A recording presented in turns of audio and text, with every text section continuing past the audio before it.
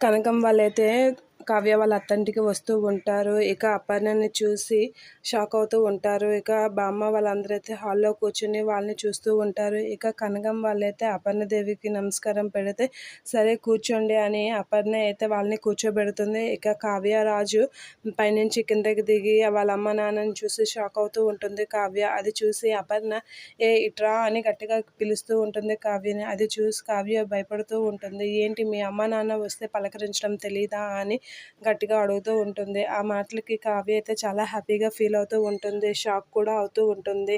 ఏంటి మా అత్తయ్య గారు మారిపోయారా ఏంటి అని అయితే షాక్ అవుతూ ఉంటుంది. మీ అమ్మా నాన్నల్ని ఇంటికొస్తే ఎలా అయినా మర్యాద చేసేది అనేది అంటూ ఉంటుంది. ఆ మాటలకి కనకం కూడా షాక్ అవుతూ ఉంటుంది.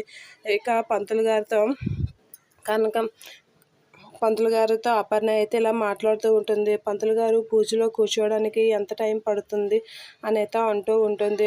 బాగైతే 1 గంట పడుతుంది మేడం అని అంటాడు. ఆ మాటలకి గంట వరకైతే నేను కూర్చోలేను అని అపర్ణ అంటూ ఉంటుంది. భార్య చేయలేని ఎడల భర్త కూర్చుని చేయవచ్చు అని పంతులు అంటూ ఉంటాడు. ఆ మాటలకి పూజలో నా కొడుకు కోడలు కూర్చుంటారు అని అపర్ణ అంటూ ఉంటుంది. ఆ మాటలు వినగానే కావ్య అయితే షాక్ అవుతూ ఉంటుంది. ఇక రాజు కూడా షాక్ అవుతూ ఉంటాడు. ఇక కావ్యకి ఆనందించాలో తెలియదు, షాక్ అవ్వాలో తెలియదు.